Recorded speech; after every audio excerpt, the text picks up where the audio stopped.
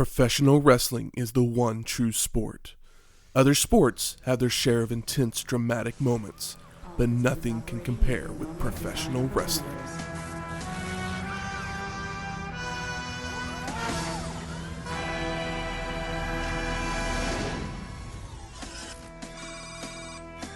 Engage cybernetic generation sequence.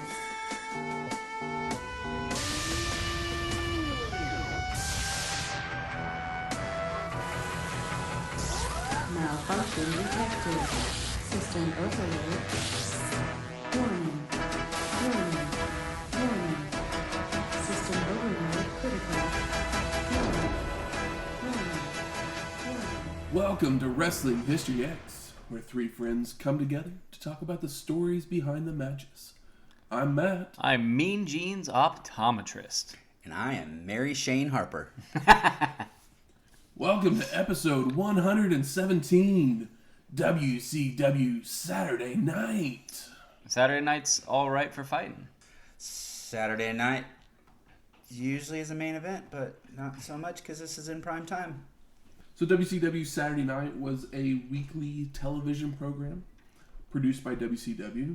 It had been around since 1971 under various different names before becoming Saturday Night in 1992, being the anchor show for the promotion. This is our Raw, our pre-Nitro. Yes. It's kind of like a pre-Raw. Yes. The WWF, we had like the NBC show was the big one, right? Well, they had primetime wrestling on USA. That was before Monday Night Raw. I mean, you had the Saturday Night's main event that would pop up like every few weeks, to give Yeah, Saturday they did like Night the Live off people a time, break. off Saturday Night, yeah. Yeah, we had primetime wrestling that was hosted by Gorilla Monsoon and Bobby Heenan and sitting around the round table watching clips. Yeah, that's the stuff I remember the most is like the clip shows on like Saturday or Sunday mornings or whatever, catching those. This episode of Saturday Night would have matches that were taped on April 21st, but it would not air until May 14th, 1994. Dang. Coming from the Center Stage Theater in Atlanta, Georgia. It's got a TV studio vibe. Yes. That's exactly what it is. Yeah, we've all seen the TV studios, territory ones and whatnot. Of course, this one a lot more production. We get the intro was very Mystery Science Theater 3000, where like the door opens and we get some like Terminator stuff. But we'll get to that. Yeah, I used to watch WCW Saturday Night just because it was their only real show. I think they had another clip show or something like that Sunday mornings, maybe, if I'm remembering right. But yeah, this was their main show, and I remember watching it and being somewhat disappointed at times because this was back when It's Job City. It was Job Squad constantly coming out there, and sorry, I shouldn't say Job Squad because they actually have a faction later on. Mm-hmm.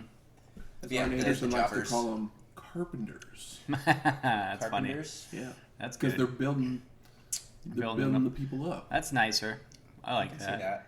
I like that a little better. It's not as dismissive.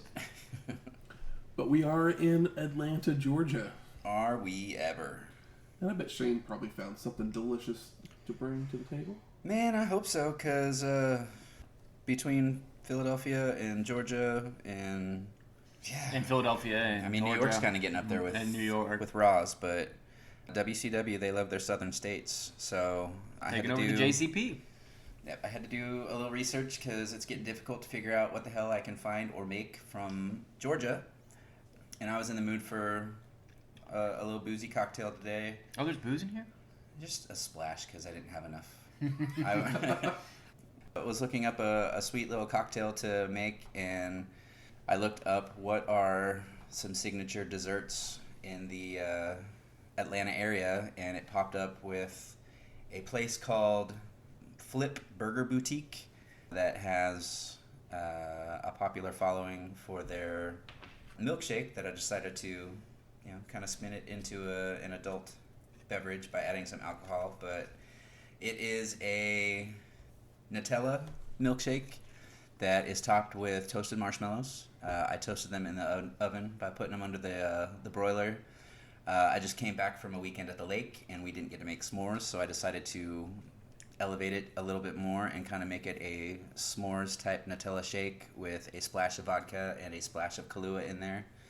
Got some chocolate graham crackers, a couple of fat toasted marshmallows on there, and then the creamy, delicious Nutella milkshake. If you've never had a Nutella milkshake, you got to try it. I didn't think I liked Nutella until I mixed it with vanilla ice cream and some milk, and then add some more of your other favorite things. Drop in a banana. Nutella's great. Yeah, drop in a banana, drop in some strawberries, drop in some chocolate graham crackers and toasted marshmallows, and some alcohol, and join us as you listen to the show. Get your hazelnut on. Yes, get your hazelnut on. Damn it. Yeah, this is pretty great. While they're still enjoying these marshmallows and... Ooey gooiness. That's right. They're sticky. Something that would happen right around the same time as this show, Weezer's Blue album would be released the same weekend, with songs such as Buddy Holly, Undone, the Sweater Song, and Say It Ain't So. I will not go. Turn the lights on, carry me home. No. You know. I know. Weezer, I went better to- band than Blink-182, even though there's like only 2 Weezer albums that I love. Is this one of them? Yeah, the first Okay. 2 are great, and then there's some other assorted tracks, but these are their first 2 records. 2 great rock records. Yeah, I was a huge Weezer fan as a kid. Yep. I was, how old was I? This was my junior year in high school. So I remember going to lots of different sporting events, or I say sporting events, I'd go to watch them. I didn't go to play them. I went to different speech and drama and choir events with me and my fellow speech and choir people. Aficionados. Yes. I'm not going to say geeks or nerds Constituents. or whatever. Yes. Castmates, co-stars. And this was a popular CD that was being played everywhere at the time. Oh, yeah, it's like 10 tracks, and there's not a bad song on it. That's really hard to pull off. This is like, it's a really good this album. plays like somebody's greatest hits album. It's just like, oh, cool. Like, a gang's all here.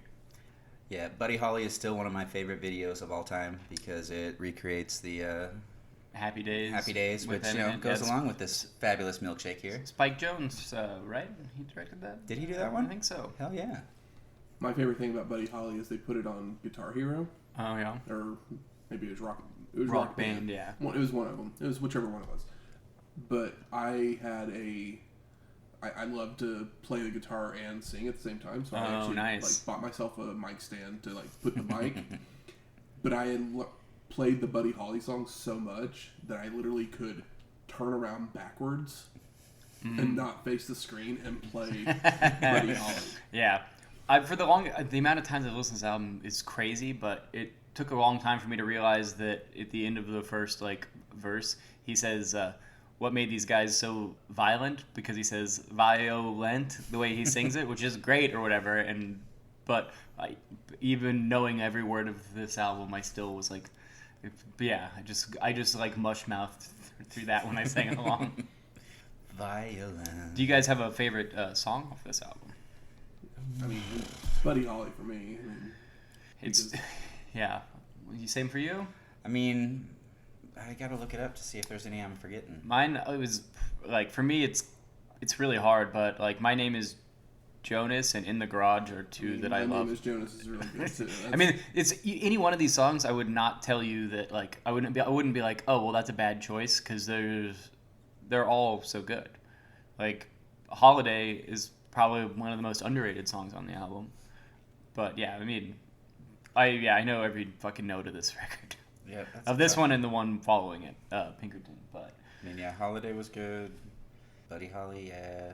The Sweater Song, again, that one takes me back to that specific time because I remember walking into any room, anywhere, and hearing at least 3 people my age trying to sing that song or just randomly breaking out into that song. yeah.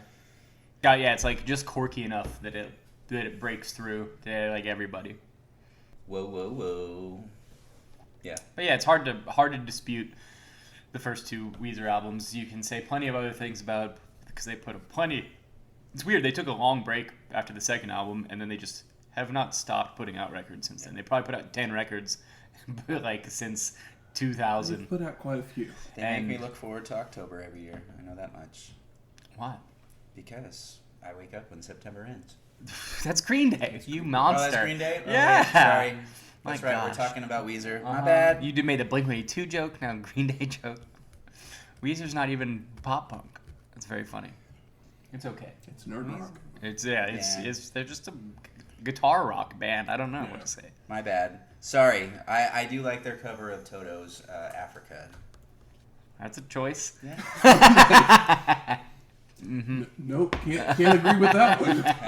It's all good. It takes all kinds of folks. They stuck true to the classic.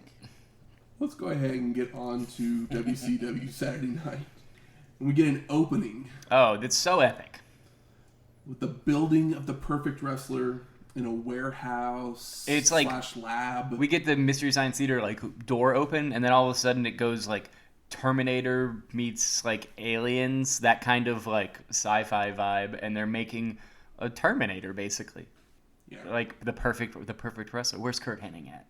What if they pressed it down? Kurt Hennig comes out, and now he's in the WCW. That'd be a pretty cool way to do it, right? No, if it's WCW, you'd have like RoboCop or... Don't besmirch the name of RoboCop. Where is Glacier? We then go to highlights from Spring Stampede, where we see Steamboat has Flair in the double chicken wing, bridging over, and the ref counts to 3. The double pin. Heard around the world. 2 weeks later, on another episode of WCW Saturday Night, Steamboat is yelling at Flair, "The whole world saw me pin you to the mat. I was in control. The fat lady has sung. Why don't you just suck it up and face the facts?" The most emotion we've ever seen out of Ricky Steamboat. I was impressed. I was like, oh, is this heel boat? No, he's not a heel. He made the pin. I don't know, something about him saying fat lady was like he was cussing. Yeah. He is like the closest to a curse word he's ever used to say fat lady. such a pure boy. The logo then comes on the screen, and we are welcomed by Mean Gene Okerlund. In glasses. This is the first time we've seen Gene in glasses. Gene. He's got big old plastic glasses on. Commissioner Nick Bockwinkel then joins him, and basically he says that the board of directors got together. They were trying to decide what to do, but the Nature Boy threw the championship belt at Bockwinkel at some point. Yeah, they're both former champions now. There is nobody has the title, So they vacated the title, which is the smart choice. and Ricky and H will meet each other tonight for the title. I don't know. If Yeah, your a title handful belt of- for me, I'm gonna put you at the end of the line. A double-fisted handful of jobbers later. Do you know who I am? I'm Nick fucking Bockwinkel. But we're headed to our first match. Ravishing. Rick Rude versus Mark Starr. The little yellow guy. Mazzy's little brother. So Tony Schiavone and Bobby the Brain Heenan are our commentators for the evening. And Rude was the WCW International World Heavyweight Champion The big gold champion. when this aired, Yeah. but not when it taped. And we'll talk more about that Yep. after the match. So it gets going, and Starr blocks a Rude kick, spins him around, goes for a clothesline that the Ravishing one blocks, and just throws Starr down. We got some nice fun stuff here we haven't seen. We get a bunch of buck cam, turnbuckle camera angles throughout the show, which is a fun little mix them up. And there's no referee, but what can we do? And Rude continues clotheslining Starr multiple times. Body slam, hard Irish whip by Rude, and Starr starts fighting back, but one big right hand takes Mark back down. The Ravishing one stays on the attack, hitting a back suplex, double throat thrust, pile driver, and starts yelling at Vader through the camera. Calling out Vader while he's beating the guy's ass. So it's pretty badass. Face plant, left hands, belly to belly suplex, and he makes the cover, but Rude picks his head up at 2. He's sending a message to Vader. And probably Colonel Robert Parker as well. You know, we got beef here. We've seen the beef. The Ravishing one then hits some forearms across the back, locks on a bear hug before hitting the Rude Awakening for the pin and the win. Whew. He made it. I mean, yeah, the little yellow, Mazzy Starr, took himself a beating. We then go to Mean Gene, and Rude joins him, and he says, I was ripped off not just by WCW, but by Sting and Vader. And remember, it was because of Harley's interference at Spring Stampede that Rude had lost the belt to the Stinger. It's a pit bull versus a Rottweiler, Clydesdale versus a racehorse, a shotgun versus a Mac-10, Vader, Philly, it's evil versus evil. I love that line. So good.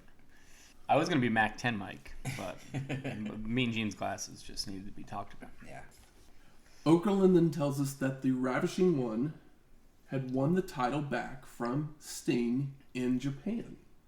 And now, Rude versus Sting at the next pay-per-view? Please. we couldn't find that entire match from Japan.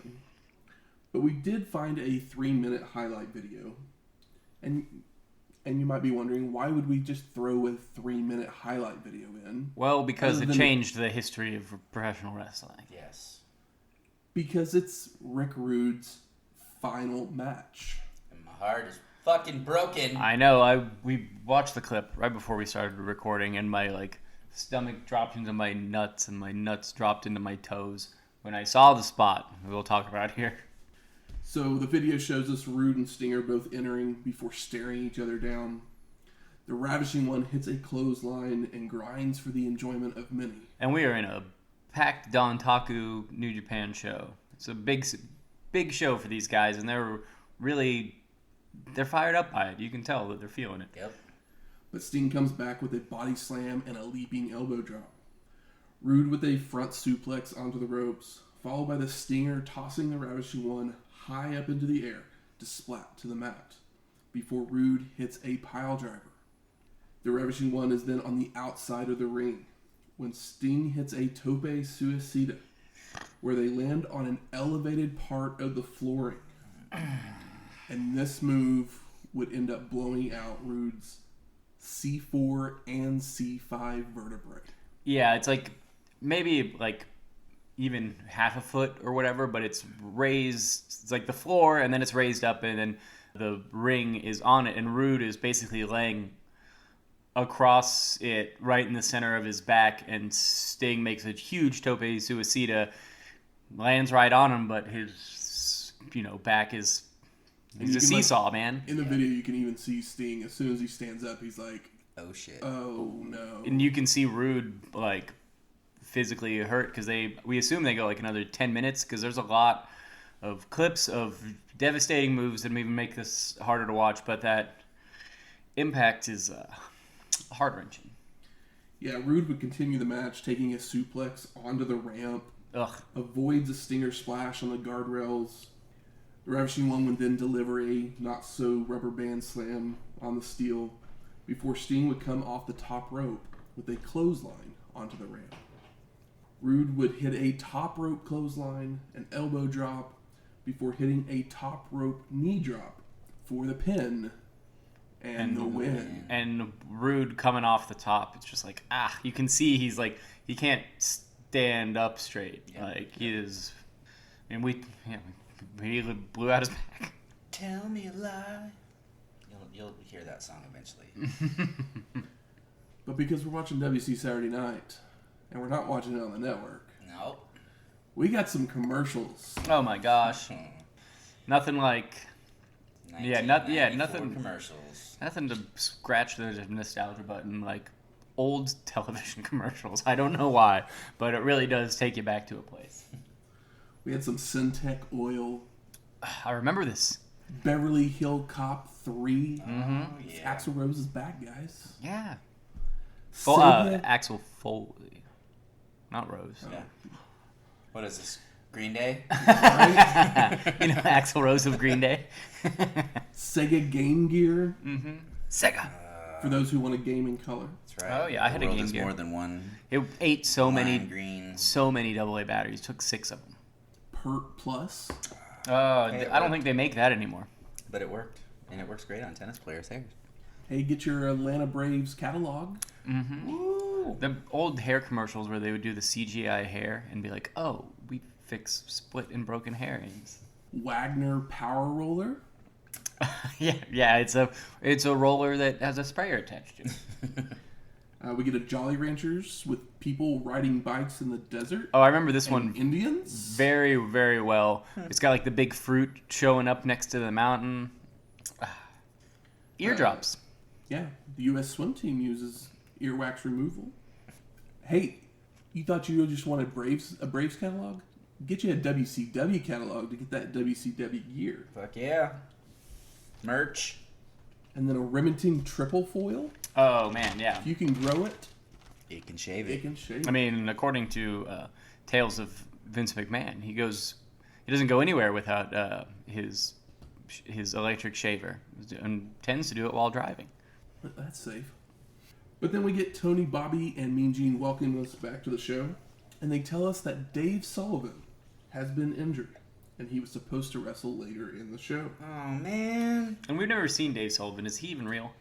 We have seen Dave Sullivan. Well, we don't remember.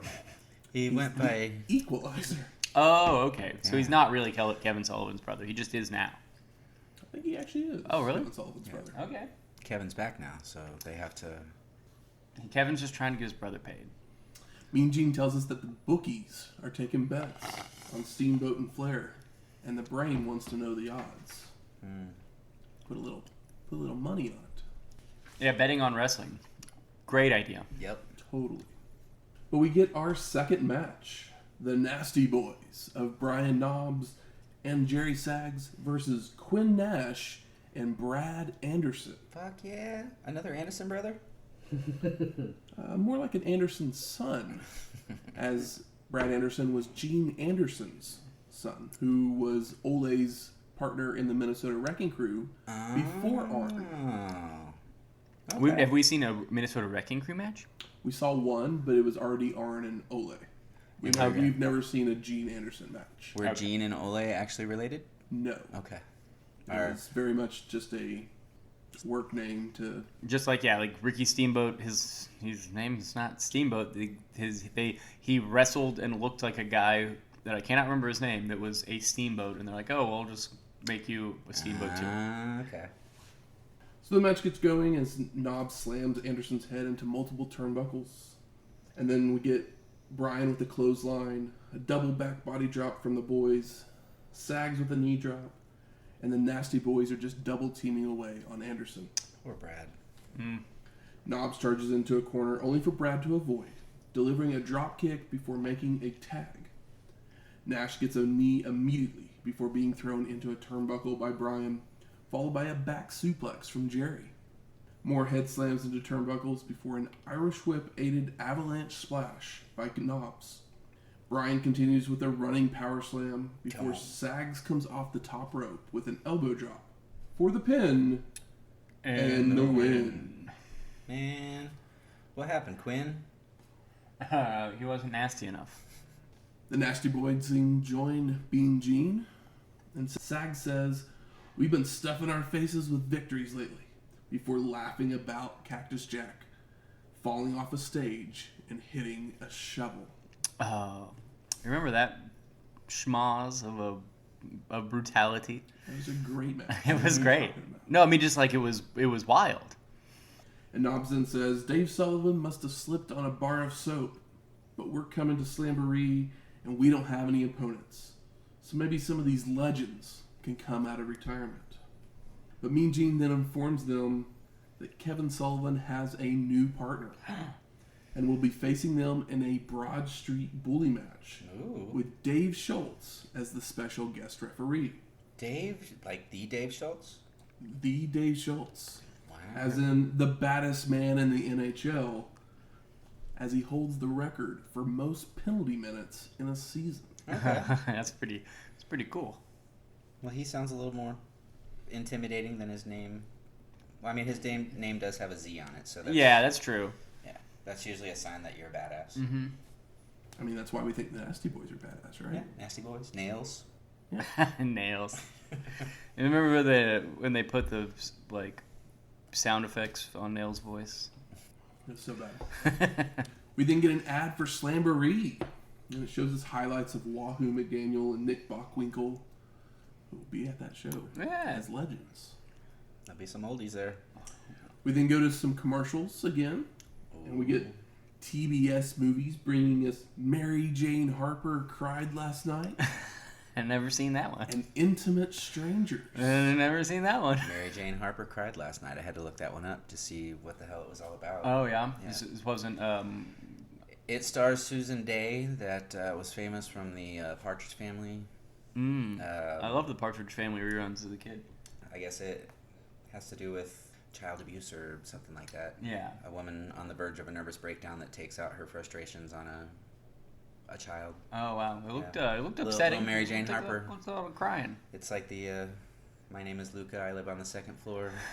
Only Mary Jane Harper cried last night. Mm-hmm. It sounds like the name of a country song. Yep. What is it, the Harper City Harper PTO? Valley PTA. Harper Valley PTA, yeah. Great song. Now this is more in line with, that's the night that the lights went out in Georgia. Oh, okay.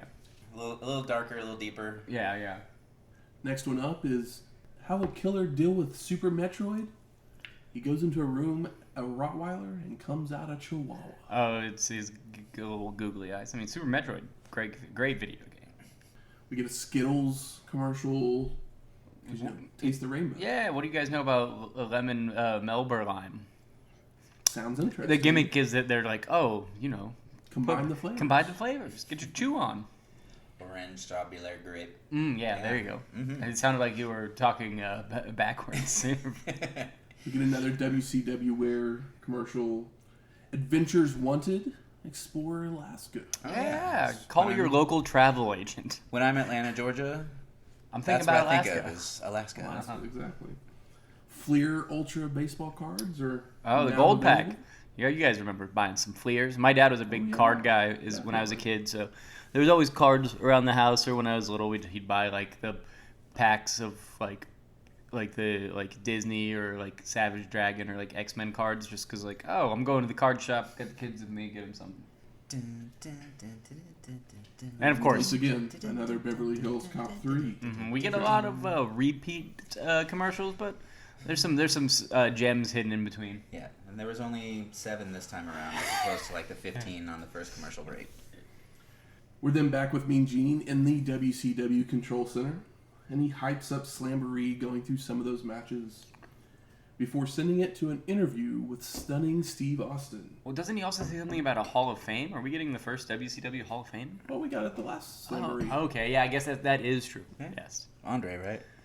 Was that who it was? Or Andre was at the Clash 20. Oh, that's right. Yeah, this was where they gave the plaques out, right? Yeah, like Luthez and Who was all their them Hall got of Fame plaques. last year? Luthez, Vern Gagne. That's right.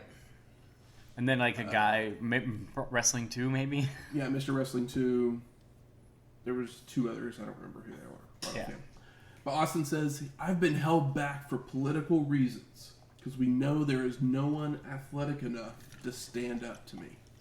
And I'm like, have you been held back? At this point, had he been held back? Yeah, I would say he's Yes. crawling up the card in a He's not where he should be. in a decent fashion. Like he's staunchly in like the upper middle card with like Dustin and Orndorff and like other guys of his caliber as far as like work rate, right? Yes and no. Yeah. Because I see it as he was the new guy who has been there proving himself for a couple years. He's a former tag team champion, a former TV champion, a current United States heavyweight champion, and the bulk of the time that he's been there, he's succeeded at what they've thrown at him, and they still haven't pushed him full to the top for even a steady run of championship challenges. Instead, they'll bring in somebody that nobody wants to see, or they'll make a big ordeal about a shocking mystery partner, and Steve Austin just kind of gets to sink away. His tag team partner gets hurt, and they put him on the back burner instead of putting him out there when the crowd obviously wants to He's see had like him. a TV title match like his tag constantly. team partner got hurt, and so he went from being in the tag team division to winning the U.S. title, which is And then the having second matches consistently with But he hasn't for ever the got to title. go for the top. He should have been thrown up there after winning all those I belts. mean, he's only been around for like I feel like 3 years? Sting is Like- Sting has barely had the belt even, and he's like one of the top guys. Yeah, but he got to go for championship matches his first year. Yeah. I don't know. I don't know that I agree that he's being like The way I see held it, back quite I yet. don't feel like he's being held back either. At this point. I mean, yeah. A couple months from now, maybe. That's just because you're watching it now. It was 1994, and you were screaming at your TV every week because you wanted to see more Steve Austin. You'd understand it. Yeah, I believe you. Yeah, 27 years of frustration because of this situation. It paid off in spades, though, right? Oh, yeah. He finally got what he was due. You win. Johnny B. Bad then responds with... Is he a bad man? He's so pretty. He's a bad. We then go back to Mean Gene, who continues through some more matches before hyping up the hotline as well. Oh. And we get the first mention of Mike Tenay. Also, don't forget, we're going to get more Bunkhouse Buck, guys. Ooh. Get excited. Ooh. Waiting for that. But we get some more commercials. What do we got now? We see highlights from the 1990 Goodwill Games where U.S. baseball wins against Russia. Ooh. Hell yeah. Basically hyping up the 94 Goodwill Games, which are going to Yeah. be coming up on TBS. It's a baseball channel, baby. We then get a Gillette antiperspirant. Hey, Gillette. It's the best a man can get. Larry Posen, president of Beltone Electronics, tells us all about hearing aids. They're small, discreet. They're hearing aids. He's not only the president, he's probably also a client. X-Men video game on the Sega Game Gear. Yeah, I mean, who's cooler in 94 than Wolverine? Not too many people. Yeah, Axel Foley. We get another so much. antiperspirant. Man, they got some Commercial sweaty from audience Sure. members tonight. Mm-hmm. I mean, we're wrestling fans. So. Yeah. And then some kids take the car to get a video, and the parents talk about Globe Life Insurance. And you know what's crazy about Globe Life Insurance? Did you have it? No, it. I did. Really? Yeah, That's- my parents got this insurance for me. That's funny. It's if you look at the information on the screen at the end of the commercial, it's from Oklahoma City. Yep. That's probably why you had it. It's probably- good yeah. chance. But yeah, I was like, oh, hey, look at that. I had State Farm or Farmers or Allstate. I don't remember which one it was. And then from the world's greatest movie library, TBS Movies brings you The Magnificent Seven Ooh. and Return of the Seven. I did not know there was a Return of the I Seven. did not I know this didn't either. either. That's crazy. I was like, wow, that's wild. How have I never heard of this? I assume it's bad. I mean, we've all seen The Magnificent Seven. It's a great movie. It's a Western remake of a classic samurai movie, Seven Samurai. It's good shit. But Return of the Seven, I don't know. Maybe we'll review that one on Patreon. But then we go to our third match. The Natural, Dustin Rhodes versus The Shadow. Ooh. This sounds interesting. Well, I mean, at least one of these guys is a natural. Natural! God, that song is so good. We get back and forth to start with Dustin hitting a fireman's carry, shoulder tackles, and an arm drag into an armbar. Shadow attempts to escape with an arm drag of his own, but Rhodes rolls through and holds on. The Shadow with some shoulder blocks and charges into a corner, only for the Natural to avoid. Shadow then with a rake of the eyes, slamming Dustin's head into the turnbuckle, but Rhodes fires back with some chops and a leaping clothesline. The Natural hits an elbow drop, clothesline into the corner, followed by mounted elbows and a bulldog for the pin and the win. And Bobby Heenan says that he knows who the Shadow is. It's a guy in a mask. Ha! Oh, Bobby. Oh, rascal. Dustin Rhodes then joins Mean Gene, and he has 3 facts for you. Fact 1, Bunkhouse Buck is afraid of him, and that's why he continues to be attacked by him. Fact number 2, at Spring Stampede, Colonel Parker did his dirty work.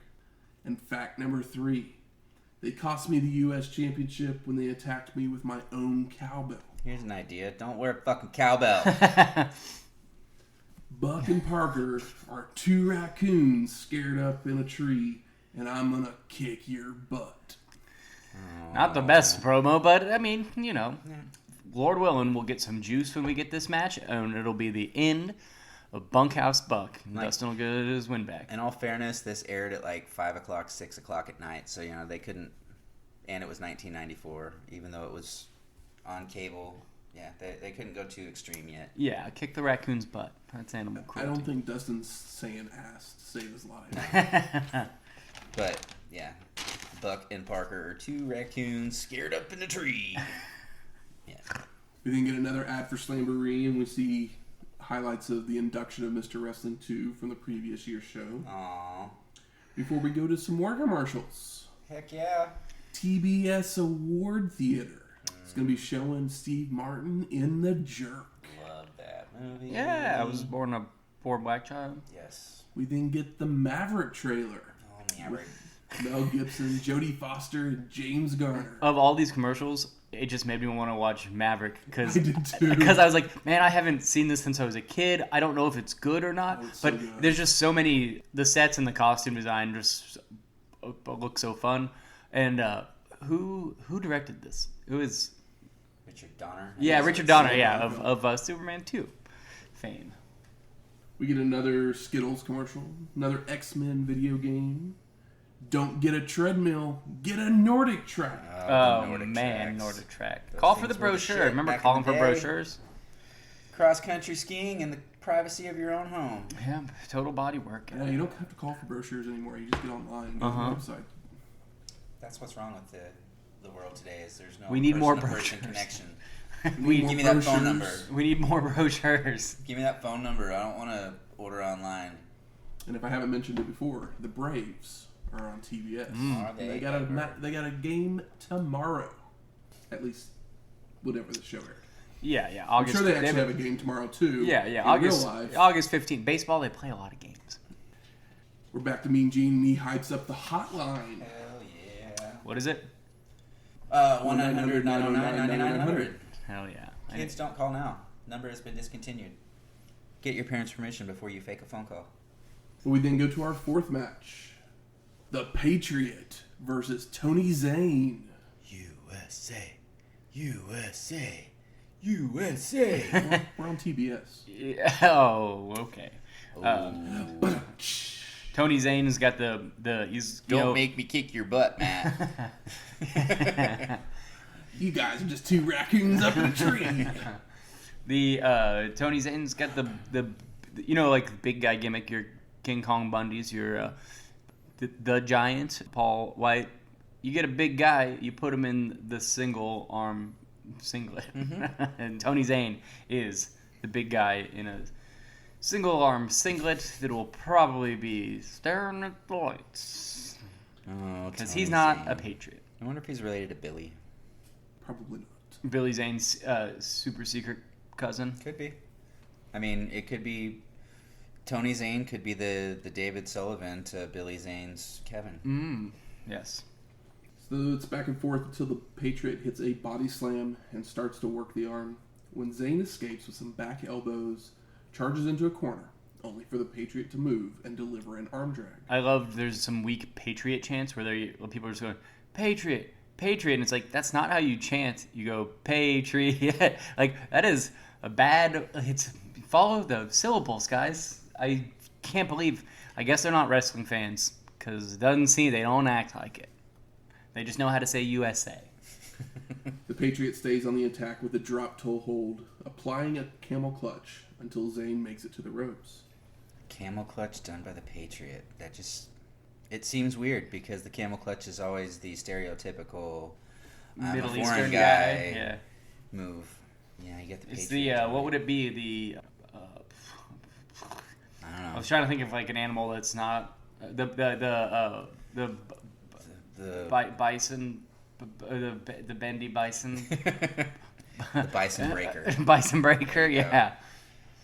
Knee to the gut, shot to the face, rake of the back by Zane. That telegraphs a back body drop, How about the eagle's claw? allowing the Patriot to counter into a backslide pin attempt for a 2 count. Another rake of the eyes and big right hands, and Zane's back in control. but the Patriot blocks and reverses a head slam into the turnbuckle. Did you guys know that the Patriot is from Washington, D.C.? What? Crazy, right? Patriot then hits some left hands and a back body drop, a drop kick, body slam, and heads up top, coming off with a flying shoulder tackle before hitting a full Nelson slam for the pin and the win. Full Nelson Slam's cool. America, I know bitches. that. Better than just Patriot. ragdolling them around in the full Nelson. Yeah. Mean Gene is then joined by Larry Zbyszko. Oh, and who has a great promo for us? Larry Zbyszko does. Oh, Larry. Larry's having some issues with Lord Steven Regal, and he starts talking about history repeating itself. Talking General Cornwallis and George Washington. Washington put Cornwallis in an ab stretch, which sent Britain back to where they belong, and this began the start of this great nation. I'm not a coward. I can't wait to step in the ring with Regal. While most people are nice in this country, I'm not. For 18 years, no one has been able to shut my mouth, and this weekend, Regal can take his best shot. It's so good. Zbyszko's got the fire here. Yep. I was like, oh, man. Fucking old nasty Larry. We then get an ad for Slam Meat and at Slamboree. He says you can see me in Larryland, which is very funny. I just had to get that in there. Slam Meat at Slamboree. Basically, their version of FanFest. Yeah. Yeah. It's just a It's a horrible bad name. name. It's a horrible name. Well, at first I was like, Slamfest, already better. I had to read it twice because I was like, does that say Slam Meat? I was like, what? Yeah. I'd never heard of Slam Meat before. So Nope. Slam meat sounds vulgar. Yep. It's MEET. Yeah, I know, but it still sounds vulgar. It does. And Legends will be on the hotline all week long, guys. Yeah, don't you want to talk to Mr. Wrestling too? Funk yeah. Some more commercials. Sega! Big Red Gum. Aw. The Big Red Gum song is so good. Kiss a little longer. You guys ever had a big red moment? Where you just have to stand out there for hours and hours and hours and not let the kiss end. People come up and, tap you on the shoulder and you're just totally unaware. Oh, man. Elevator doors open, have no clue. Everything is right in the world. Yep. If my wife's listening, yes, I am. Jesus. I have had one of those. That elevator moment was not just a wordplay there. Yeah. But yeah, the Big Red song is so good. It is. I That's just when like- they actually put their heart and soul into commercial music. They had themes. Get it in your head. Maybe everything's one day just we'll get a earworms. Mentos commercial in here, but right now Big Red really brought me back. Probably my favorite commercial that's on this whole show. Which one? The Big Red one, just Oh, because yeah. that song. I was like, I forgot about this, and it is so good. And whoever wrote that, I hope that they got real. Hope they made some good money off. I hope their profits just go on and on Mm-hmm. while they chew it. The Brain is on the hotline. Call now. What? I mean, if you're gonna call the Don't hotline, call now. He's yeah. Unfortunately, The number is the no world longer is in void it. of Bobby Heenan. the at this Brain's point. definitely not there either. No. But Unfortunately. if you're gonna call the hotline, who would you want more to answer the phone? Like Bobby's, it's like top of who you want on the other side of that, right? Yeah. Oh, So I just absolutely. picture Sting being on the phone, not really saying anything, just picking it up every time it rings and slamming it down. Yeah. Uh-huh. Yeah, you can hear him do a line. Some more Fleer Ultra baseball cards. They got the UV coating. Man, those were Classic quality cards. shit back Yeah, then. classic cards. Another Beverly Hills Cop 3. Ooh, it started on a Wednesday. Bum, bum, bum, Sneak preview. bum, bum, bum, bum. And, of course, TBS movies. Mary Jane Harper cried last night in Intimate Strangers. It's still coming on. guys. Yeah, yeah. They really want you to watch this. Exactly what you want to watch, you know? A movie about a woman beating her child and then sex with a stranger. The best of both worlds, I guess. Way to go there, Ted. Mm-hmm. Back to the show, and Mean Gene is joined by Sensational Sherry. Oh, my goodness. And our hearts grow 2 sizes too big. And she looks good. And something else grows on Okerlund because she pinches his butt as she Ooh. walks by. He's got those new glasses. He's looking cute as a She's button. looking for the perfect man. Oh my Doesn't gosh. matter how long it takes, but when it does happen, he will be able to put gold all over me. Take me to highs unknown, and I'm just thinking, Perfect. Is perfect? Perfect? Is it a man whose first name might be Kurt? I guess we'll find out soon enough. Sure, hope so. We then get our 5th match of Tex Slazenger and Shanghai Pierce versus Kevin Sullivan in a handicap match. You know who I've had about enough of? Tex Slazenger and Shanghai Pierce. Just Kevin saying. Sullivan? No, Kevin. Kevin's always been in and out, so I'm not tired of him yet. But Tex, Shanghai. Yeah, I thought we were done. Where's with them. Firebreaker Chip? I want Chip I thought so, because and Todd As I- Champion. as I mentioned at Starrcade 93, the last time we saw them, episode 107, I said that this was the last time we'd see them. I didn't realize that they They were on this show. were on this show. Yeah. And this show was picked because of the marquee match. Yes. Yes. Didn't really check out the undercard too much. Exactly. But at least we know this might be our last Tex and Shanghai. I'm gonna go with I'm pretty sure Yeah. this time.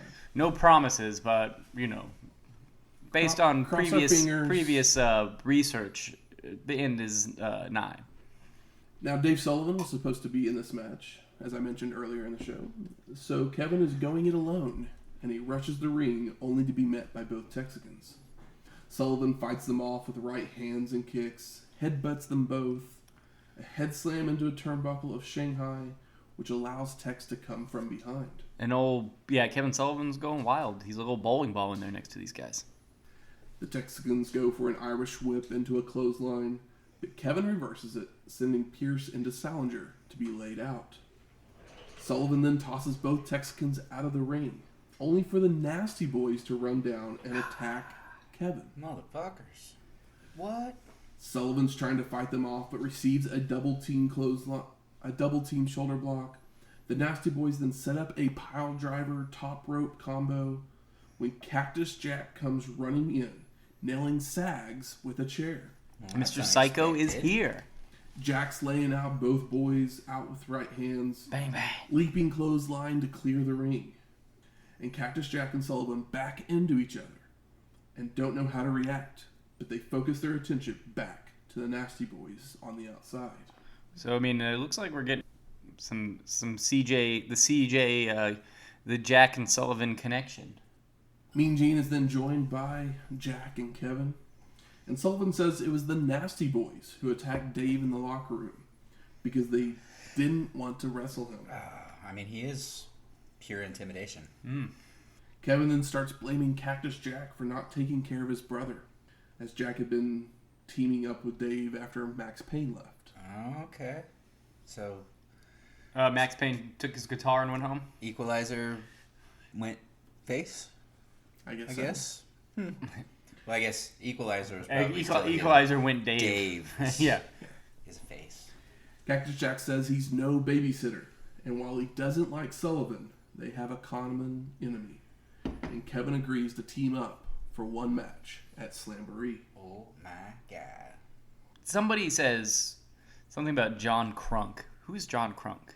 John Kruk Kruk. is a baseball player. He was the first baseman for the Philadelphia Phillies. Oh, okay. Typically, if I say Was he something like a- on TBS that you don't know the person, that usually has to do with baseball or Okay. Braves. Is he a bad boy or something? Yeah, he was a little bit of one, yeah. Okay. That's the reference. Yeah. Just curious. Kevin just came from Philly, ECW. They're going back to Philly for Slamboree. Yeah, so I get Kinda it. I ties get it. all in there. We go to commercials and get your tickets for the WCW tapings at Universal Studios. Yeah, get in there. 2 for 1. Go get on the Superman ride, I guess, and then see a jobber get laid out. Skittles, Castrol Syntec oil, get those again. Fleer Ultra, 94. Clear Ultra. Cal Ripken has the most expensive card in that deck. Oh, really? Yeah. So if you're... Are you a baseball card guy? Or were you just like in 94, Yeah, you're like, oh. I grew up collecting baseball cards. Yeah, I was going to say, this is probably like prime baseball card time for you as a kid, too. Absolutely. Get your Beckett out. Yeah. Get your WCW gear. Eddie Murphy stars as Axel Foley in Beverly Hills Cop 3. I do not believe there's bananas and tailpipes in this one. I might be wrong because it's been a long time since I've seen it. Wolverine scratching his claws on a chalkboard to tell us about the X-Men game on Sega Game Gear again. Of course. And then we get, this could be this could be your arm, your chest, your shoulders, your thigh, your stomach, your back, your body. Call for a Solo Flex brochure. I know, is Solo Flex like pre-Bowflex, or is it just like off the like cheap version? Solo Flex. I'm trying to remember. I guess Flex is a pretty good name to name Yeah. any kind of workout equipment. So Yeah, there was a time there where everything was a flex or a body by this. or a track, Yes. a Norda track. I think they had a Nordic flex at one point even. Yeah. It was a Bowflex mounted on a treadmill. You had the Body by Jake Ab Master. Mm. That was this winged thing with rubber bands that you pulled towards your stomach that Yeah. didn't really do anything but leave bruises. Where's our Thigh Master commercial? Where are you at, Suzanne? It's too early. Too early for Oh, that. is it too early for that? Yeah. So we're headed to our 6th match. Ricky the Dragon Steamboat I like. versus the Nature Boy, Ric Flair, I like. Woo. for the vacant WCW World Heavyweight Championship. I know, and like not even on a pay-per-view. Nope. What is this here? Hey, I think they've had enough pay-per-view matches. It's time to give the people at home. I mean, 89 Steamboat Yeah. Flair is like some This of is my your- favorite stuff that's ever happened. Buy 9 Flair Steamboat matches, get your 10th for free on Saturday Night TV. Very, very good. Was one of those on a Clash from the trilogy? Yes. Okay.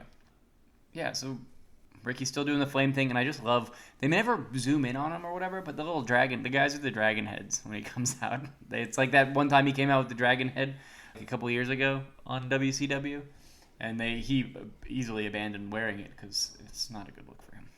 But before we get started, we get some more commercials. Ooh. Braves on TBS, Fleer Ultra, headline news, a whole day's news in 30 minutes. A CNN network. X-Men on Sega Game Gear. Sega. Has your body gone soft? Working too much? Had a baby? Genetics? You know, because genetics, that's what gets all of us. Call and get a brochure for Nordic Flex Gold. Nordic Flex. There you go. I love the image of like guy that's got a soft body, and then they normally do like the before and after photos in these kinds of commercials, but this one is just a drawing of the guy. They didn't even make him get trim. Very funny. Well, because inside everyone is a Nordic body. Oh my gosh. But we're back to the match, and the two men start trading headlocks, And arm locks. Did you guys notice this? That they added a sound effect when he did the flame? When Ricky Steamboat blows fire, there's like a whoosh sound that's, I believe, added in post. I thought it was pretty funny. Flair applies a half crab before trying for a knee drop, which the Dragon avoids. Steamboat hits a pair of gorilla press slams, sending Nate rolling to the apron. So Ricky brings him back in with a vertical suplex for a 2 count. The Dragon starts working the arm as Colonel Robert Parker makes his way out to ringside. Colonel Cam, baby. After a few arm drags, the two men begin trading slaps, only for Steamboat to get the advantage, hitting a back body drop and sending the Nature Boy rolling out to regroup. Back in the ring, Ricky is running the ropes, only to be met with a shot to the gut and chops before sending the Dragon hard into the corner as we go to commercials. Skittles, Taste of Rainbow. Super Metroid, SNES. Big Red Gum, Kiss a little longer. Slamboree on pay-per-view, Wrestling. Yeah, I mean, you should watch Slamboree. Fleer Ultra Baseball Cards, Got him, need him, got him.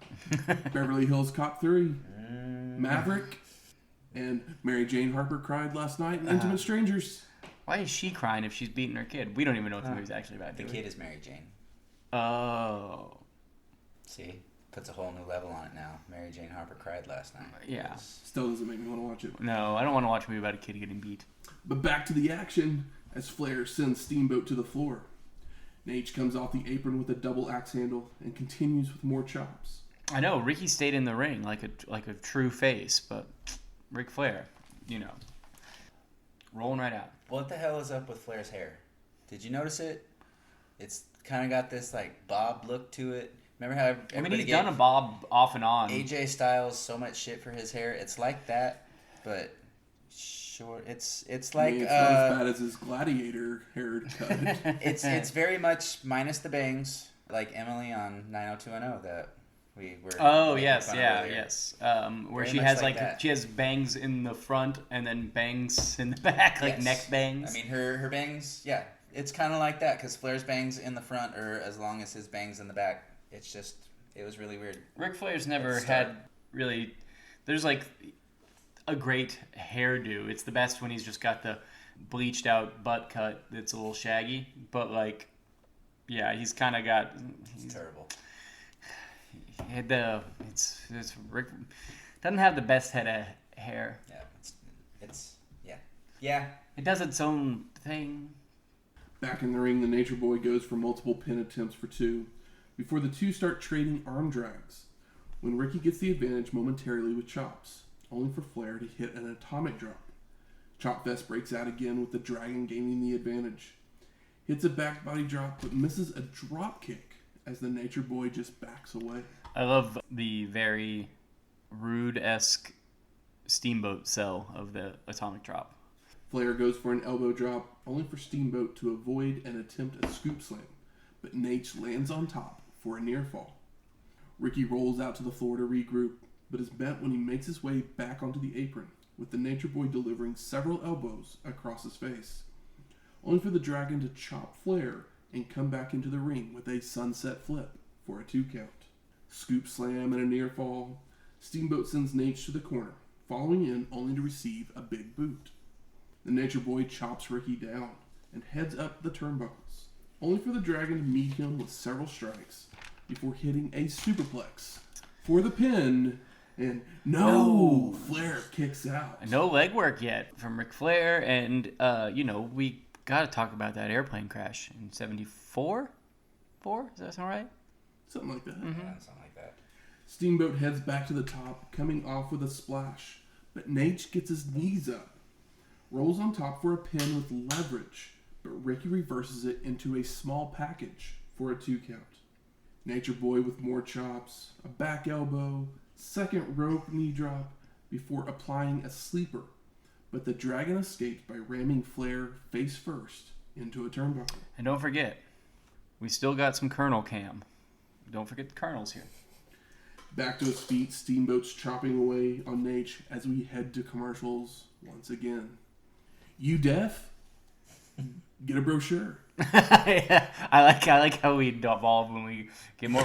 Yeah, it's like, do you like guns and gambling? Maybe boats? Maverick. Video games Super are cool. NES? Yeah. Metroid. Mm-hmm. But what about the Flintstone movie? Flintstones trailer. Oh my gosh. That's a new one. It's a nice Yeah. little.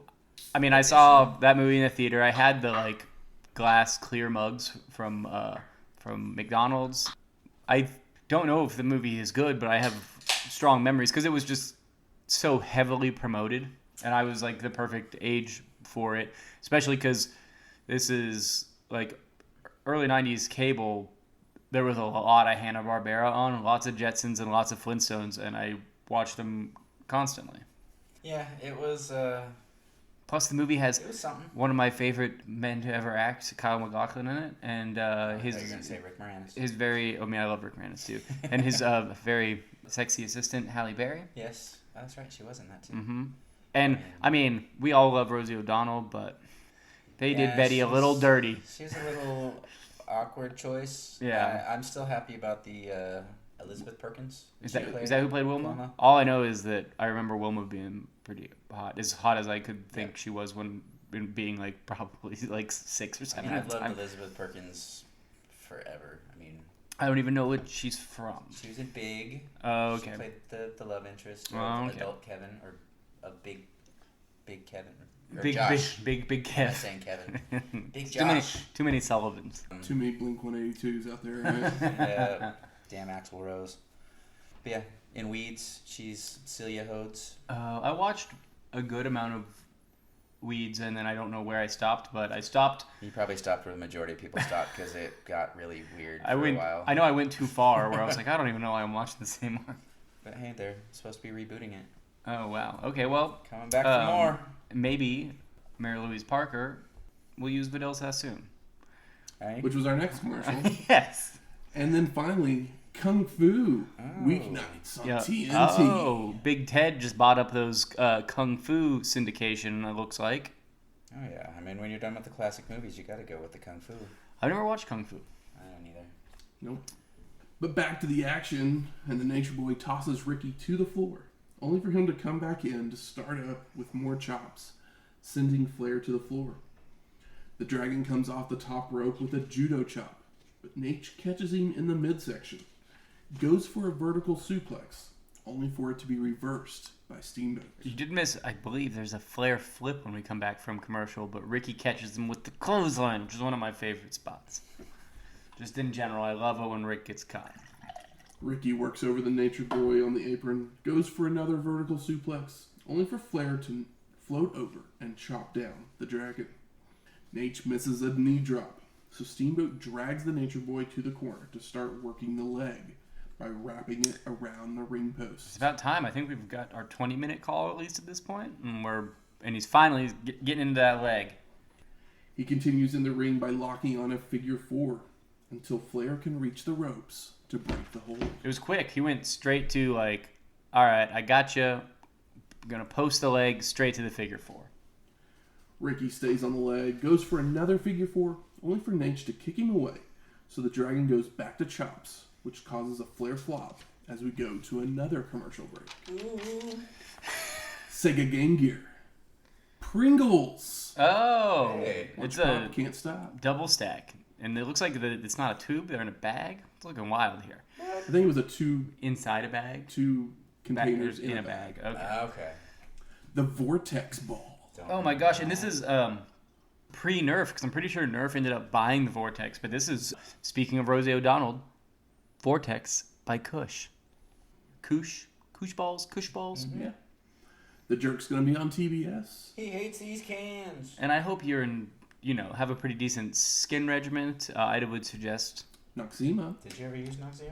yeah, get the little pads that you put on your, wipe your greasy face parts off. Oh, this was like the white cream stuff that you'd keep in your refrigerator, and it would work for your cleaning stuff, but then it also worked for if you had a sunburn. Blemishes. Oh. It was perfect to put on there because it was nice and cooling until it got all warm and then felt like it was boiling your skin, so you'd have to take it off and add more cool Noxzema to it. Okay. Yeah, no, I didn't. I remember The 90s. I remember such a good time. I remember Noxzema pads, the face clean, where it's just alcohol pads, The where you could oxypads just that burned your skin off as you wiped. yeah. Those were great. Hot Pockets. And now introducing Lean Pockets. And tying in the modern tie with this whole 1994, we got Mortal Kombat. Yeah. On Wow, Sega wow. CD. Oh, now on Sega CD.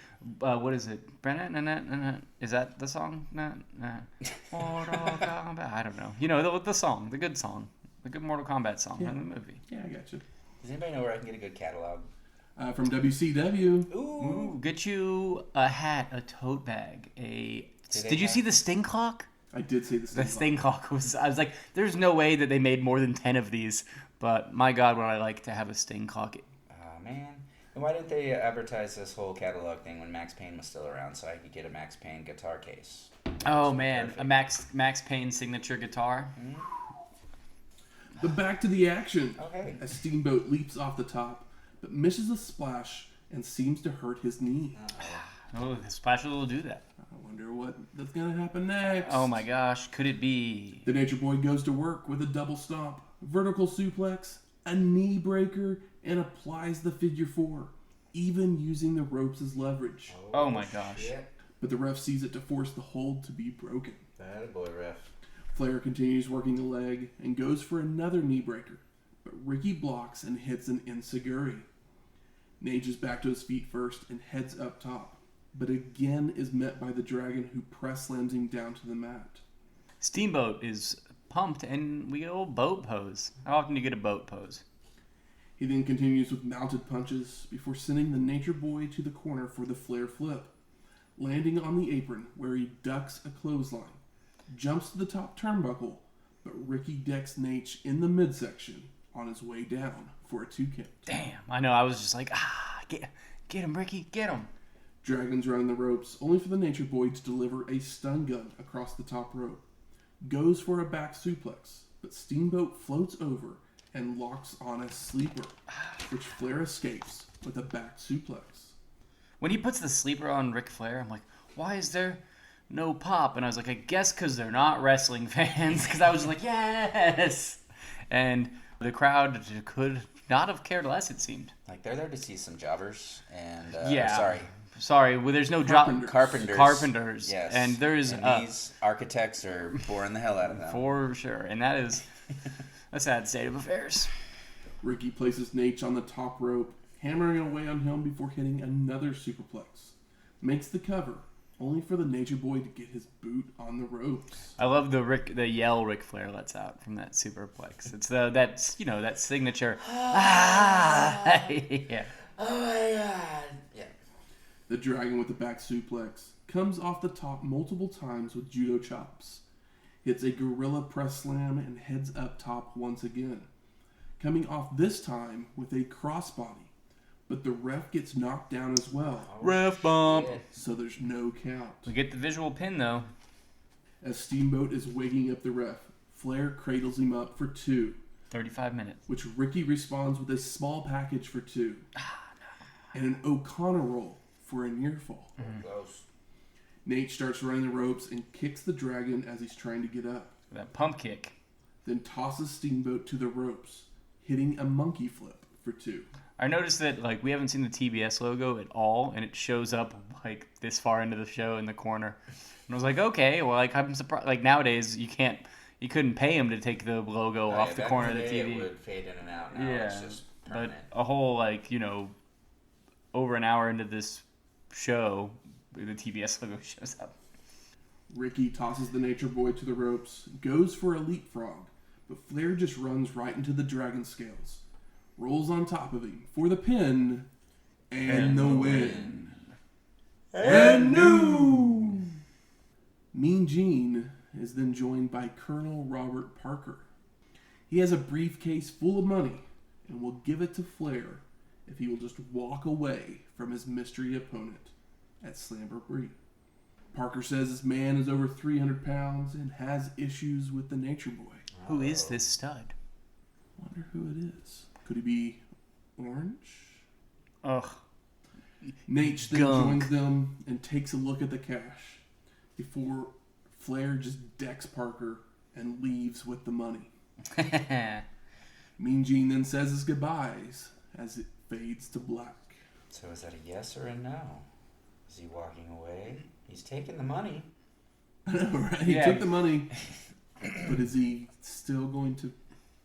Who knows? Go on and... I bet we find out next week. Slamboree. So, gentlemen, I ask you, what are your overall thoughts of WCW Saturday Night? I wish the crowd cared more about the last match, which was good. Was not expecting the flash pin. Kind of loved the flash pin for a TV match specifically. Yep. I mean, I didn't think Ricky was going to win, but I wanted Ricky to win because I always want Ricky to win. I remember going to a lot of these TV taping shows. Obviously not WCW because I never got to see a WCW taping, but I went to plenty of the WWF ones back in the day, and you watch a lot of squash matches, a lot of carpenters out there doing their work. Some tags. But you also get excited when you have a marquee match that shows up either advertised or unadvertised because you just spent the last hour and a half watching people that you don't know, don't care about, get their ass kicked by somebody that you like or don't like.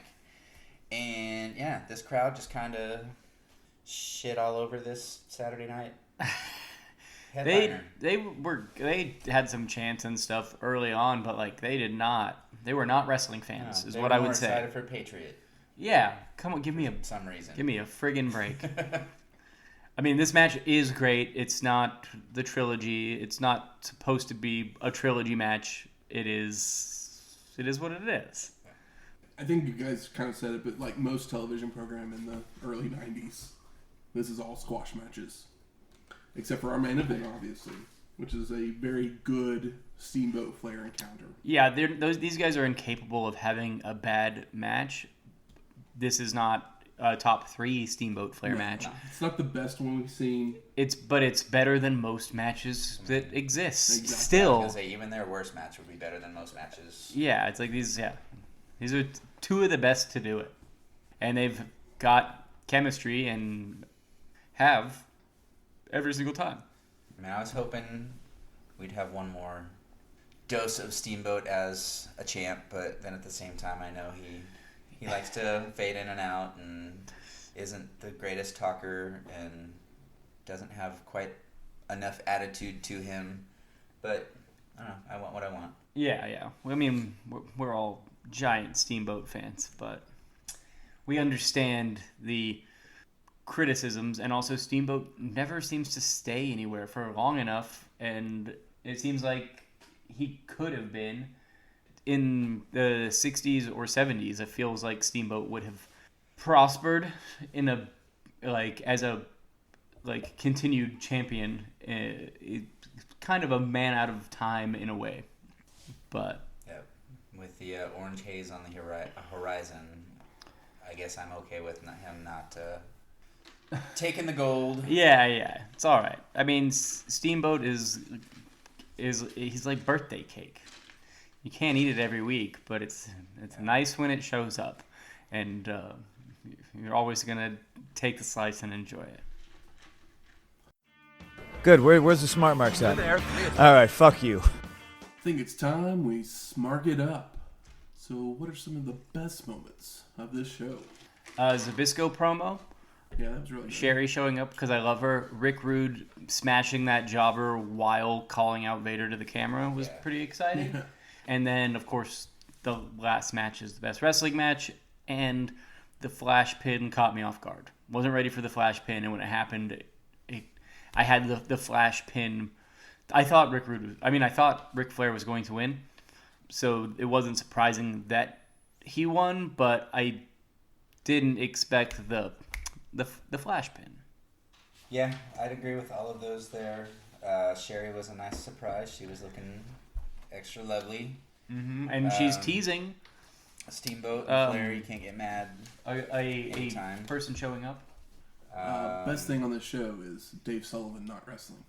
True. I don't remember Dave Sullivan ever wrestling, so I'll agree with you. The Equalizer. Oh, sorry. Already forgot. Yes. The Equalizer. Shockmaster Part 2. Yeah. I mean, technically he was around before. Horace Hogan Part 1. Best moment for me, I'm still stuck on Rude's little commentary or interview after his match about the whole evil versus evil thing. Yeah, it was very good. That was a great line. It stood out. What sucks is Maverick trailer. Maverick trailer, cool. Yeah. Very cool. I was It excited. made me want to rewatch Maverick. Maverick and the Big Jerk Red trailer. Which one? Jerk. Oh yeah. That was my jam growing up. The Big Red song in my head forever now. The which one? The Big Red song. Oh. It's so good. It was very nice to watch a show that wasn't on the network, and we got these little fun dose of commercials. I can play old Steve Martin and Bernadette Peters singing their song from The Jerk. At the Rhodes. That's nice too. I got a copy of The Jerk around You here Belong somewhere. to Me. Ukulele. Mm-hmm. How about most disappointing? That we found out that we're not going to get Rick Rude and Vader probably. Yeah. Never gonna get Rick Rude ever again. Yeah. He'll show up. Yeah, he but won't like ever wrestle again. Rick Rude should be a champion for off and on for the next decade, right? Right? Probably. But he got his fucking back blown out, and the match that happened at looked so Incredible. good. Everybody was like so juiced and excited. It was in a giant Japanese stadium, and that spot, I'll probably have nightmares about it tonight because when I saw that Tope Suicida from Sting, it's just like, Rude, do anything, move. I don't care if, like, of course I don't want to wish harm on anybody, but if he just, like, rolled and Sting broke his sternum, would we really miss as much as we would have missed? Like, we like Sting. We're Sting fans. Yeah. But Sting is not the talent that Rick Rude is. Rick Rude makes personally. Rick Rude makes the Stings and the Ultimate Warriors of the world look even better. And of course, Sting is much better than the Ultimate Warrior, Yeah. but Rick Rude is he's great. He's so great. Sting lives on charisma Yes, but Rick Rude's got more charisma. and talent in the ring. Yes. Oh yeah, and a promo. He's got it all. Rick Rude is the total package. I mean, I guess I don't Patriot know if I'm existing. disappointed, but I wasn't expecting as many squash matches. Yeah, I wasn't either because I we watched some Raws, you're used to and the that. Raws there's always like a couple of squash matches, but there's also a couple of actual matches.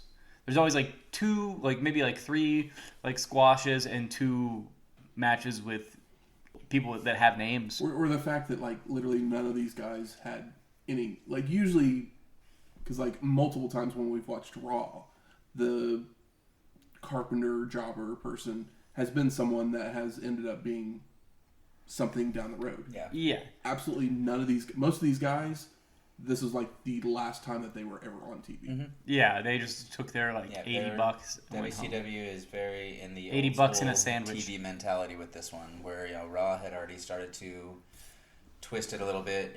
They got rid of their Saturday night main event and started making a show that was weekly, more focused on having big match feels to it.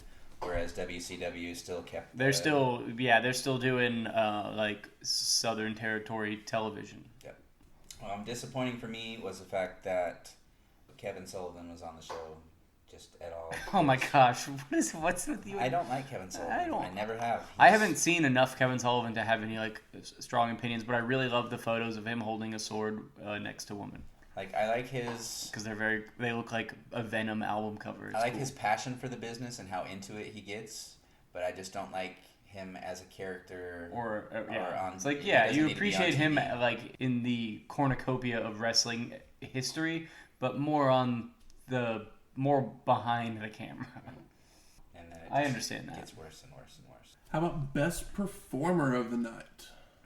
I mean, it's Flair and Steamboat. obviously. Yeah, it's hard to pick one.